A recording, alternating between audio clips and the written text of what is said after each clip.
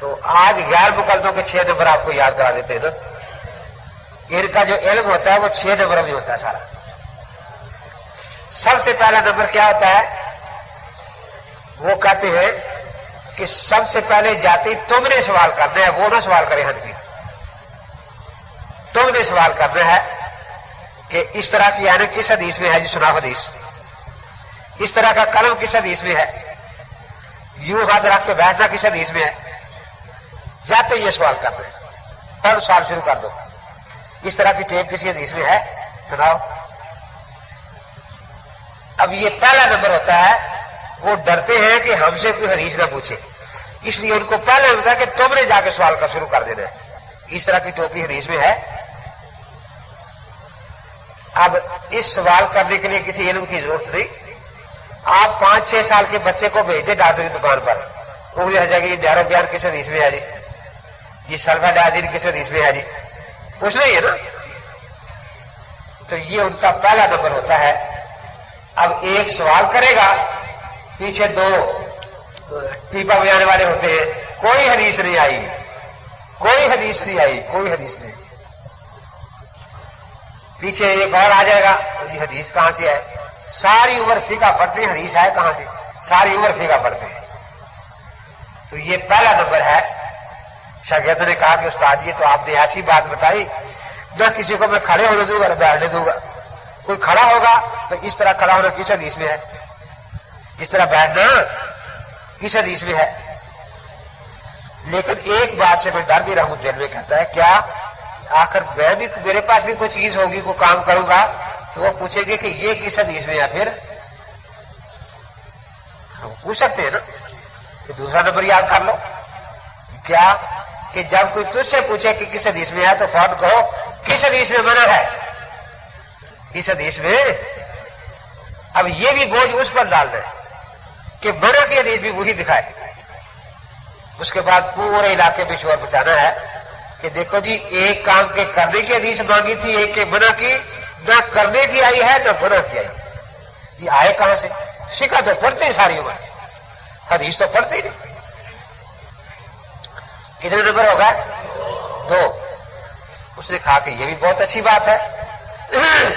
اب کسی علم کی ضرورت نہیں، جو کوئی پوچھے کہ بھئی یہ چیز کس حدیث میں ہے، کہاں منع ہے، کہاں منع ہے، کہاں منع کی حدیث دکھاؤ، پیچھے لگ گیا نا.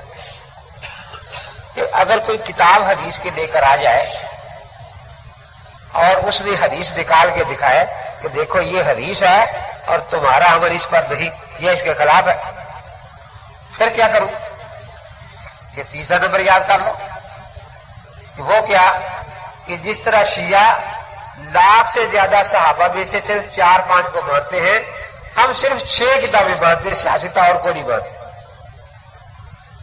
ہم صرف 6 کتابیں مانتے ہیں اور کوئی نہیں مانتے. اب دیکھو پوری کتابوں کا انکار حدیث کی کتابوں کا، اور اہل حدیث نام پکا رہا. پھر بھی اتنی حدیثوں کا انکار کرنے کے بعد بھی پکے اہل حدیث. دیکھو ہمارے ہاں یہ بات نہیں ہے. اب دیکھیے آپ میں سے کسی نے کہا کہ ہم موطا امام مالک نہیں پڑھیں گے، مالکی پڑھیں، ہمیں کیا غرض؟ کسی نے کہا؟ کسی استاد نے کہا کہ محمود والا نہیں پڑھیں گے، ہم نہیں پڑھیں، ہمیں اس سے کیا غرض؟ کسی نے کہا کہ ہم ترمذی نہیں پڑھیں گے، شافعی پڑھیں، ہمیں اس سے کیا غرض؟ ہمارے ہاں یہ بیر تیر نہیں کہتے اللہ کے نبی کی حدیثیں ساری پڑھ لی، ٹھیک ہے نا. لیکن ان کے ہاں بیر تیر ہے کہ یہ کتاب تیری ہے، یہ میری ہے. اب یہ ترمذی اٹھائیں گے لیکن آپ تحاوی لے کر بیٹھے تو ویسے ہی ہارٹ اٹیک ہونا شروع ہو جاتا ہے ان کو. اگر وہ بھی تو حدیث کی کتاب ہے. آپ موطا محمد لے کر بیٹھے تو بس اٹھ کے بھاگتے، یہ نہیں ہم مانتے، ہم یہ نہیں مانتے، یہ نہیں مانتے. وہ اس پر ایک لطیفہ میں سنایا کرتا ہوں کیونکہ لطیفے سننے کے تو آپ بہت شوقین ہیں نا. وہ ایک پیر صاحب تھے، ان کے 2 مرید تھے گاؤں میں. وہ بیچارے مرید آپس میں لڑ پڑے کہیں، گرمی کا موسم. پیر صاحب آ گئے، جو پہلے گھر آیا مرید کا جس کا، وہاں چلے گئے. اس نے پانی وغیرہ پلایا اور ذرا دبانے لگا کہ حضرت تھکے ہوئے ہیں. دوسرے مریض کو پتا چلا کہ حضرت شریف لائے ہیں کہ اگرچہ اس مریض کے ساتھ بول چال نہیں، لیکن حضرت تو ہماری مشترکہ جائیداد ہے نا. وہ آیا، ایک ٹانگ وہ دبا رہا تھا، یہ دوسری ٹانگ پر دبانے بیٹھا، لیکن ذرا خوشی میں کہ مجھے بھی ایک ٹانگ فارغ مل گئی ہے، وہ جب جلدی سے ہاتھ رکھا نا تو یہ انگلی دوسری ٹانگ پر لگی جس کو پہلا مریض دبا رہا تھا. اس نے غصہ کیا کہ میری ٹانگ کو انگلی لگائی ہے. اس نے اس ٹانگ پر زور سے مکہ مارا کہ تو کون ہوتا میری ٹانگ کو انگلی لگانے والا. وہ اٹھا، اس نے ایک ڈنڈا لیا، زور سے مارا. یہاں تو کون ہوتا میری ٹانگ پر مکہ مارنے والا. اب وہ اٹھا کلاڑا لے آیا کہ آج میں شریک کی ٹانگ رہنے نہیں دوں گا. وہ پیر صاحب بیچارے ہاتھ باندھے کہ خدا کے واسطے یہ ٹانگ میری ہے. کہ نہیں، اس وقت یہ شریک کی ٹانگ ہے، اس وقت یہ شریک کی ٹانگ. اب بات ہنسنے کے لیے رونے کی ہے. کہتے تحاوی شریک کی ٹانگ ہے، ہم حدیث نہیں مانیں گے اس کی. تیارسی عربیوں کی لکھی یہ شریک کی کتاب ہے، ٹانگ ہم اس کو مانیں گے. تو تیسرا نمبر ہے کہ حدیث کی کتنی کتابوں کا انکار، اور نام پکا ہے حدیث. دیکھا کہ اچھا جی اتنی کتابوں کا انکار کر دیا، اب 6 رہ گئی میرے کی کتابیں. اگر کوئی ایک ہی 6 میں حدیث دکھا دے اور وہ ہمارے خلاف ہو، پھر کیا کیا جائے؟ چوتھا نمبر یاد کر لو، وہ کیا کہ فوراً کوئی شرط لگا دو. منسوخ کا لفظ ہے، منسوخ کا لفظ دکھاؤ. منسوخ 10,000 روپئے. یہ رفع جان منسوخ ہو گئی، منسوخ کا لفظ دکھاؤ. منسوخ اب وہ شرط لگ جائے گی. اب وہ حدیث بیکار گئی بیچاری. دکھائی بہت اچھی بات ہے. اب وہ 6 بھی اکثر چلی جائیں گی ہم سے، کیونکہ جو لفظ ہم کہتے وہ وہاں. اس نے کہا کہ لیکن ایک بات ہے، پڑھے ہوئے تو ہم نہیں ہوتے. بالفرض ہم کوئی شرط لگا بیٹھے کہ فاتحہ کا لفظ دکھاؤ، یہ لفظ دکھاؤ، اور یہ نہیں 6 میں کسی جگہ ایسی حدیث نکل آئے جس میں وہ لفظ بھی نکل آئے، تو اب تو کوئی راستہ انکار کر ہی رہا نا. اب تو ماننی پڑے گی. وہ کیوں ماننی کیوں ہے؟ 5واں نمبر یاد کر لو کہ جی اب کیا کریں گے کہ 5واں نمبر کہ وہ کیا کہ جب وہ حدیث دکھائے جس میں آپ کی ساری شرطیں پوری ہو جائیں تو پورے زور سے 3 مرتبہ کرو ضعیف ہے، ضعیف ہے، ضعیف ہے. اب دیکھو حدیث مان سے جان چھوٹ گئی اور روگ بھی قائم ہو گیا کہ بنول ٹاؤن کے پڑے ہوئے کو پتہ نہیں حدیث ضعیف ہے. یہ گانے کی کیسٹیں بیچنے والے کو پتہ لگ گیا کہ حدیث ضعیف ہے. یہ 14 سال ویسے ہی پڑھتے رہے، اس کو پتہ دکاندار کو کہ حدیث پورے زور سے کہنا ضعیف ہے، ضعیف ہے، ضعیف ہے. اس نے کہا استاد جی یہ 5 نمبر آپ نے ایسے بتا دیے کہ اب جبریل بھی آ کر ہمیں حدیث سناتا ہے تو انشاءاللہ مانیں گے نہیں حدیث کو. لیکن یہ تبلیغی جماعت والے جو ہیں یہ کہیں گے کہ ہم سے 1 نمبر کم رہے. تو اگر 6واں نمبر بھی کوئی مل جائے تو چلو ہمارے نمبر 6 پورے ہو جائیں. 6واں نمبر بھی یاد کر لو. کیا کہ جو نماز نہیں پڑھتا اسے کچھ نہیں کہنا، جو پڑھتا کہتا غلط. جو قرآن نہیں پڑھتا اسے کچھ نہیں کہنا قرآن پڑھ، جو پڑھ رہا ہے تو غلط پڑھ رہا ہے.